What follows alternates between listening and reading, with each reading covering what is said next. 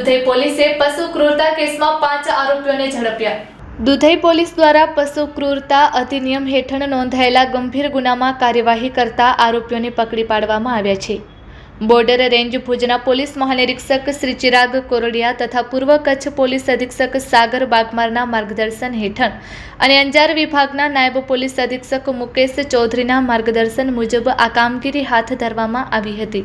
Dudhai police સ્ટેશનના PI MB ડોડિયાના નેતૃત્વમાં technical surveillance અને હ્યુમન સોર્સના આધારે અંજારના 5 આરોપીઓ ભચલશા ઉર્ફે ભચનશા પઠાઈશા શેખ, ઓસમાનશા ઇબ્રાહિમશા શેખ, ગુલામશા ઉર્ફે ડાડો જાન મામદ શેખ, અકબર ઓસમાન સૈયદ અને મ્યુદ્દીન ઉર્ફે અસલમ હાકમશા શેખને શોધી કાઢવામાં આવ્યા હતા।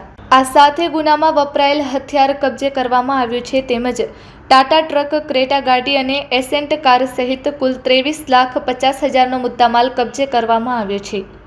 પોલીસ દ્વારા આરોપીઓ વિરુદ્ધ સંબંધિત કલમો હેઠળ ગુનો નોંધી આગળની કાર્યવાહી હાથ ધરવામાં આવી રહી છે। Report by Bharti Makhijani, Anjar.